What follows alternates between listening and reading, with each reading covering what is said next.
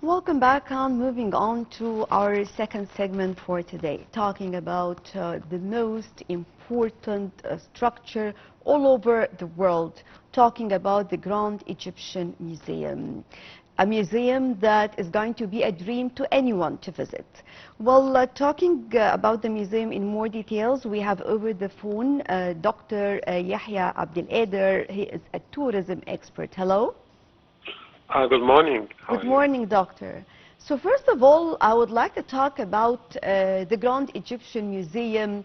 Of course, it means a lot when we start now preparing for the inauguration of the museum. And actually, people all over the world, they cannot wait to attend and to reach and to find out more about this museum. Well, really, we're getting close to the opening day on July 3rd. It's only like a few weeks, like for the grand opening.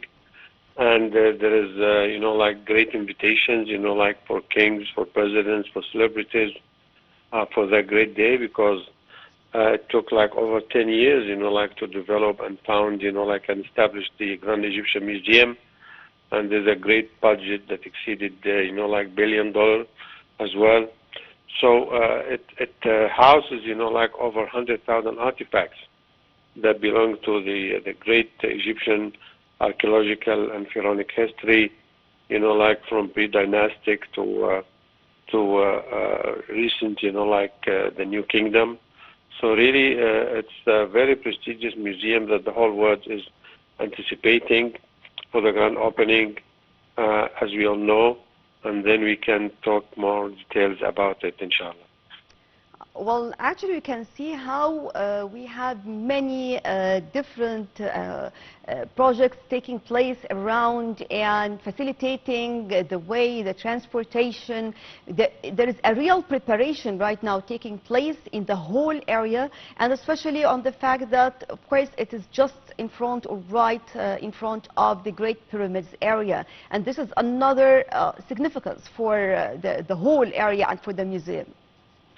Well, really, the recent opening of El Fayoum, like entrance to the Giza Plateau, is one really of the most advantageous, like a new projects to upgrade the status of the Giza Plateau, the Great Pyramids of Giza, the Sphinx, and the Grand Egyptian Museum as well.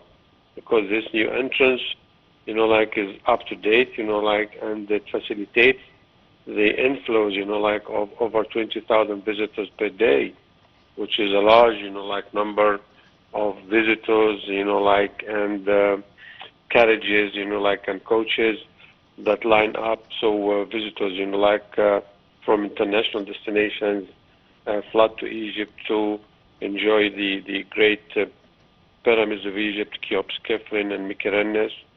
And prior to that, they used to visit the solar boats, which is going to be, like exhibited and showcased at the Grand Egyptian Museum soon. Well, also talking about the techniques and methods of display, and when it comes, for example, as we can see right now, the whole, or the, let me talk also about the staircase, in which we can feel this virtual tour that even took place in the soft opening, and the chance to find out more about ancient Egyptians, a place where you can see all the belongings of Tutankhamun for the first time in one area. Yeah, that's true. Like at the Grand Egyptian Museum, there is the entrada, the main, like gateway and entrance, where you find on your right side, like the great statue of Ramesses II, which is one, like of the most, like prominent Egyptian rulers in the New Kingdom, and he ruled for like nearly 60 years, and he has great achievements and temples, like in the Egyptian Empire by that time. And then to the left, you have the staircase. And then you start, like taking the first, second, third stage, and you come to the great panorama. And then there are 12 galleries, which, like you can spend like about a few hours to explore and enjoy. The opening is not going to last only for one day, right? We have a series of inauguration activities. Yes, definitely yes, because, like grand projects, like and the enterprises, like the Grand Egyptian Museum, I mean, like you have a large, like line of invitations, like an invitees, like from kings and presidents and celebrities. So at least, I mean, technically it should like extend for like about 2 to 3 weeks, you can schedule, like the arrival of the dignitaries and the most prestigious visitors to Egypt. So that's going to take some time, not to be done like about in 1 week or 10 days. So talking about the important sections inside, and as we have seen, actually it is a huge entity. It's not only a museum, but it is a place for education. We have, for example, children tours with specific, let me say, privileges for the children. We have part for the special needs as well, and facilitating for them to know and learn more about the history and culture. So I would like to know more about the important parts that we need to know more about it besides the displays that we are used to. Well, really, I've been to the museum, like twice, and really it's amazing because every time you tour, you find and you encounter, new facilities and attractions. There is a children's museum, which is a sophisticated one, and you have an auditorium for presentations, and for projects. And then you have a great library as well. You have an arcade, for shopping and bazaars, and facilities and services to the visitors, as well as you have, facilities and services you already mentioned for the disabled visitors. For example, the staircase, you can use, elevators, you can use, escalators. So, and there are, tour guides, house tour guides that can lead you and conduct you and offer you all the facilities that makes your, tour of the Grand Museum is a memorable one. Another important part, and even as we can see it right now on the screen, and I was lucky actually to join and to be part of this when I visited the laboratories over there. And we have several laboratories, each one is specified for something. And we have seen also, really we were very proud of this young Egyptian team working in the reservation and the many things actually when it comes to the new items or the discoveries that were moved to the museum to be displayed later. Well, really the restoration labs, of the Grand Egyptian Museum, they are like one of the top labs worldwide.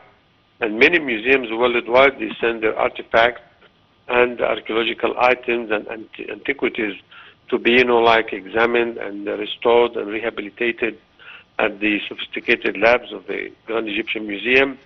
Remember, the solar boats moved from its prime site next, to the Cheops pyramid, and then the first boat, has been already rehabilitated, restored, and currently the teams, of Egyptian experts, international ones, and the Japanese experts as well, they're working to develop and restore the second boat. So both, inshallah, shortly they will be on display, and this is one of the challenges of the Grand Egyptian Museum and the artifacts it displays to the visitors and the labs and the techniques that it provides to Egypt and to the whole world. Well, everyone was talking about the this clear selection of the artifacts or items to be displayed. There was really very clear effort in selecting the items itself and putting them in order. Well, the Egyptian, professional Egyptologists and historians and archaeologists, really, they went through, very tough, mission to select 100,000 artifacts that displays and showcases, 7,000 years of Egyptian civilization, under one roof and in one location.